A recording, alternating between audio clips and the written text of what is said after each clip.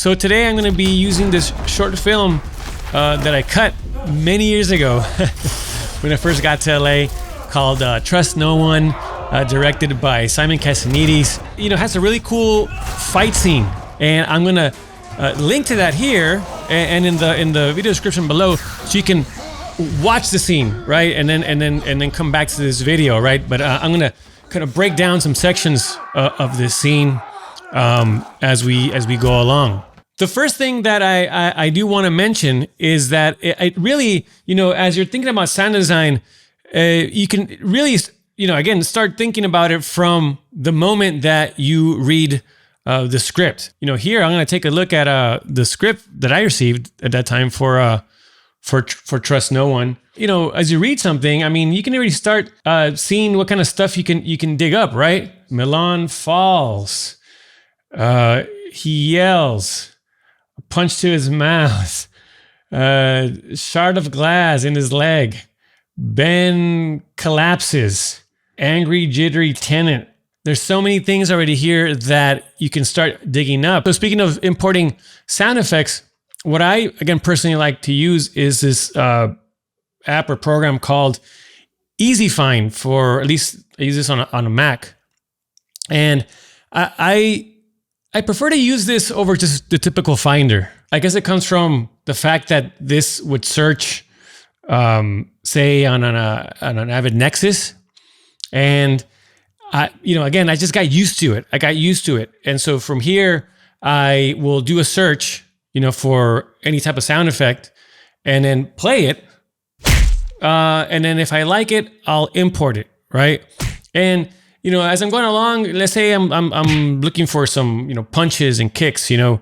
Well, I mean, I'll audition a couple that I like from you know, initially, import them, try them out, and then if I need more, I'll go look for more, right? But that's typically, you know, my workflow. And so the way I like to organize my sound effects in Avid Media Composer is I like to do them by categories, right? Say versus, just having, say, one bin, or maybe, I don't know, a couple bins with a bunch of different sound effects. You know, I don't like that. I like to do it by categories. You know, so like in this case, I have, you know, body, fall, you know, door, very common, and to have that, footsteps, of course, city sounds, car, you know, headbutts, gunshots, glass we talked about, you know, stabs. Yeah, so just for me, it helps out. It's just kind of like I open up my sound effects folder, and I can just see those categories again, versus just opening up a bin. It has like up to, you know, thousands of effects. That's the way that I like to do it and organize my sound effects. Again, you can do what works for you. Now, usually, how do I approach sound design? Well, usually, how do I get started, say, on a scene?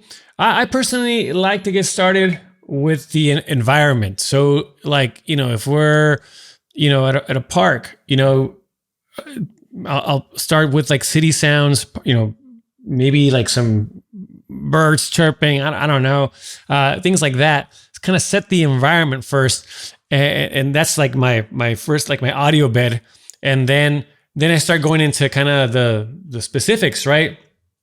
That's how I like to do it typically.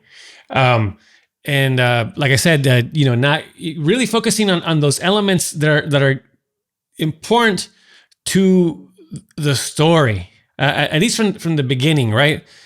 Thinking about time management, you know, staying ahead. It's just focusing, what are the important points, sounds that I need to tell the story or to make, say, a cut smooth. I focus on that. And then, you know, as we move along, say through, you know, and working on other cuts, or just, you know, over time, if I feel I need to go back and finesse things and be more specific and more details, then I will do it. But I typically don't get carried away from the beginning, you know. At least, again, I'm going to say, it's important to say is that, you know, based on what I do and the types of projects that I work on, films and scripted TV shows, because we have, you know, time, usually, at least the stuff that I worked on, to mess with things, right? All right, so let's take a look at a small sequence here from the short film, Trust No One. In this case, yeah, I had to do some sound design for the short film. Eventually, it was passed over to our sound design team. So I'm gonna play this small sequence here with only production sound, right? No sound effects, so you can hear, what it sounded like without any effects.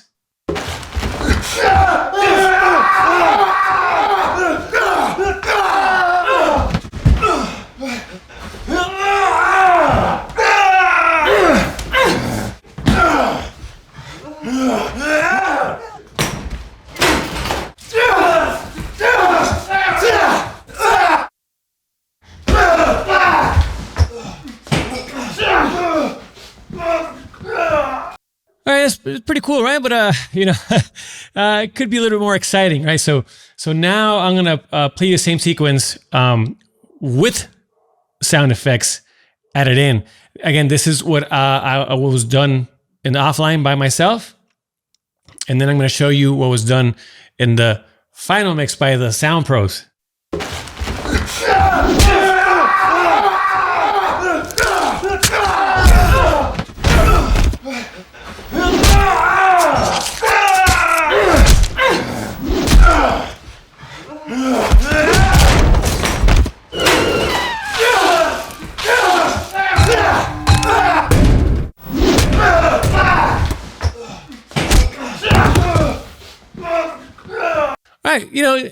Getting better, right? Getting better. Again, at least this here now, sells an idea, right? And obviously now you're seeing it. Imagine, say, a director watching this, for the first time, say, without any sound effects. I mean, oh my God. Now going back to, say, time management and what I recommend, say people that are working, for example, again on films and scripted TV shows, is to not get carried away with putting in every single sound, because you got to think about moving forward and just keeping up with all the scenes that are going to be handed off to you to do sound design, right? And so you got to think about that. So because you can easily, and I've seen this, for example, people will get fixated on, like, for example, like one thing I think of is like footsteps, like putting in every single footstep, right? I mean, and sometimes for like really long scenes, and oh my God, I mean, you're just, it's unnecessary at this stage, again, because we're just simply selling an idea. I've seen, other people like get carried away with cloth movement, clothes rustling. I've seen it. So, and so I get it. I mean, like, sometimes you might feel the pressure, or you think that, I got to make this exactly get, perfect and get every single sound in there. And I don't believe in that. I think it's just, you got to make it sound good, but don't get, and sell an idea, but don't get, so fixated on every single sound. And of course, initially, as you're, working on scenes, just get a good solid, some good solid sound design in there, and then, say in your downtime, come back to it, right? And then, finesse it, or, add more sounds, right? But again, it's like, at this stage, I personally, at least I get fixated on just putting every sound effect possible. All right, so let's just kind of, dig deeper into this sequence here, and look at kind of some of the stuff that you can try out, say, in your project. One of the biggest things, and lessons for me early on in my career was to not think about sound so literally. I mean, like, for example, like let's just take a look over here at this section where Ben grabs the kettle and throws hot water on Milan's face. If you look at here at this sound effect here, this effect, it says frying meat, right? That's what I used to, like, because I wanted to get some more of that sizzle, that boiling water, right? But more than anything, the sizzle, like on the skin. And so I used frying meat. Let's just take a listen.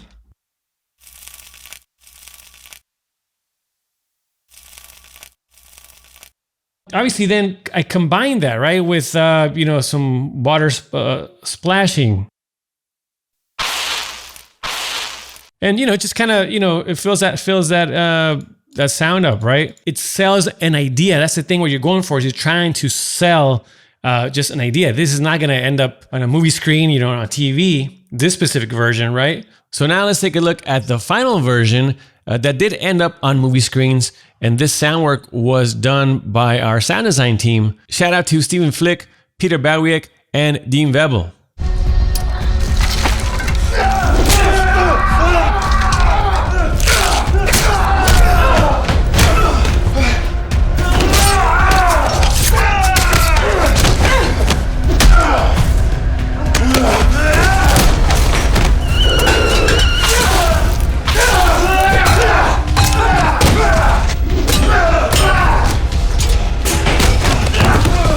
Hey, my friend, I'm on a mission to make Hollywood Editing Mentor the ultimate learning resource for the post-production community worldwide. And I need your help. So if you're enjoying my content, please like this video and subscribe to the channel. Your support means a lot and helps us reach more people. Thank you. Now, another important thing with regards to sound design is mixing. Obviously, mixing levels, setting the right levels, the balance of levels for your audio. So I don't get too, carried away with like hitting, every exact number with regards to like what are like the limits or sound limits, or what are like the specs for broadcast, or it's like, again, we're not doing here like the final mix here, right? We're just, again, I can't stress enough, we're just selling an idea. Now, obviously, you don't want something to sound, really loud and distorted or really low, right?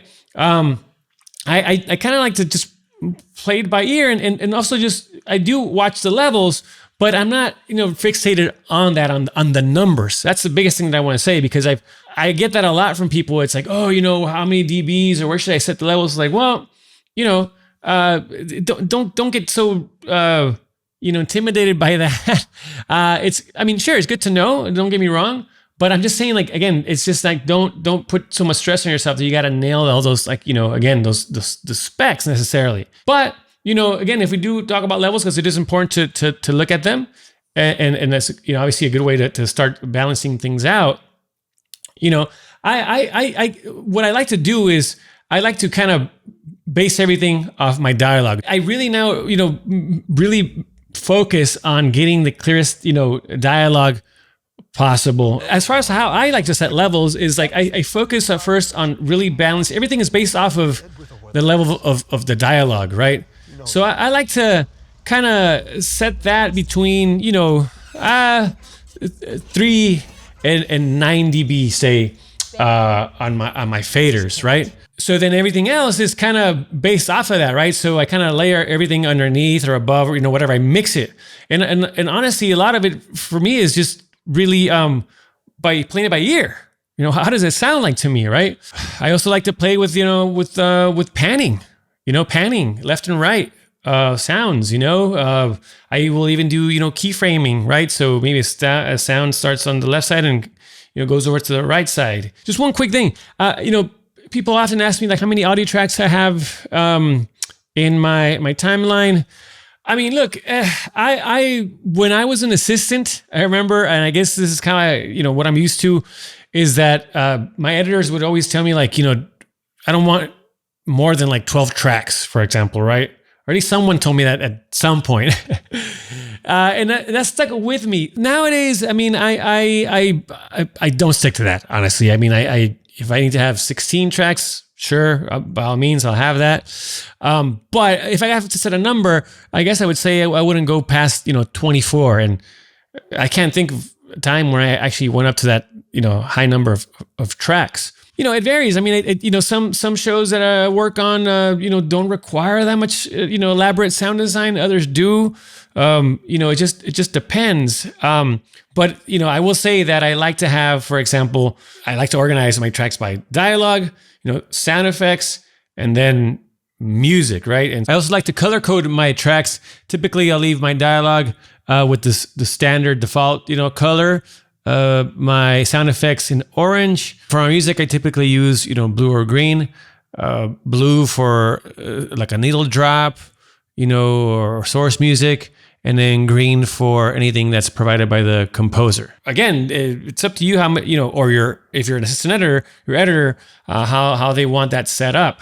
Let's see, what else can I tell you about sound? Oh, well, let's go back to the mixer. Let's talk quickly about effects. And, this is, beyond the scope of this video, but at least want to get you thinking about, audio effects. So if I could recommend something to you, if you're kind of new to this, something to start off with are kind of some of my favorite effects, and that is reverb and EQ.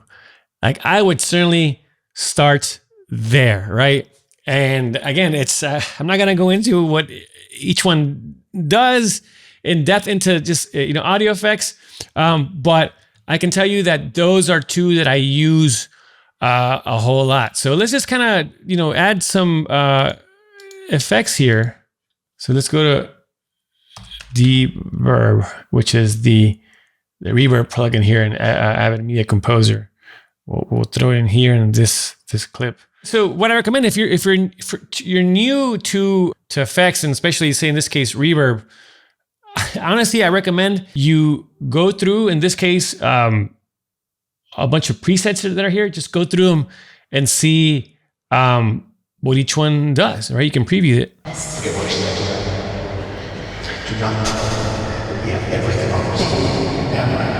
Yeah. And then obviously, go through the presets and then start kind of moving things around. Honestly, again, I'm not a pro audio guy, and this is how I learned. Right? I mean, I just start tinkering with stuff and see what it does. But honestly, look, with regards to reverb, I don't mess a lot with it. I just typically, mess around with this mix level, and it really just you decide how much reverb you want on an actual clip. So in this case, like, this is what it sounds like with 100% reverb.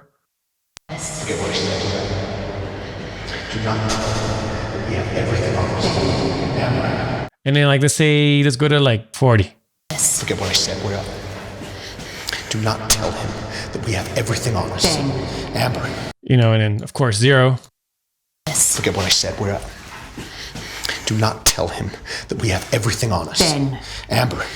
The other one that I said that I use a lot is the EQ, the 7-band EQ. And again, a lot of great presets in here. Obviously, this is more because this is what is also used in Pro Tools. It's a lot of it is for like musical instruments, but still you can still use this for dialogue if you want to. But here in the I love going here, this special effects menu. I use all these a lot, like telephone, like if you want something that sounds like they're talking on the phone. Forget what I said. We're up. Do not tell him that we have everything on us. Amber. But I gotta say, my favorite is this outside the club. Forget what I said. We're up. Do not tell him that we have everything on us. Amber. I love that one. And that's usually, like, for example, let's say like we're with some characters in a room, and then maybe there's like music playing in another room or a TV. I use this one a lot. But again, some effects that I personally, again, use a lot, and that I recommend kind of you start there and just trying out presets and messing with it. Honestly, like, really just sit there and mess with it. You'll get the hang of it as you go along, and then of course then move on to other audio effects. But you gotta figure out what works best for you and the project that you are working on, right? I mean, this is just kind of, I'm showing you stuff just so you can get an idea. I mean, you start thinking differently about sound, especially if you're new to this. And it's just good to have this skill. I mean, because it really will enhance,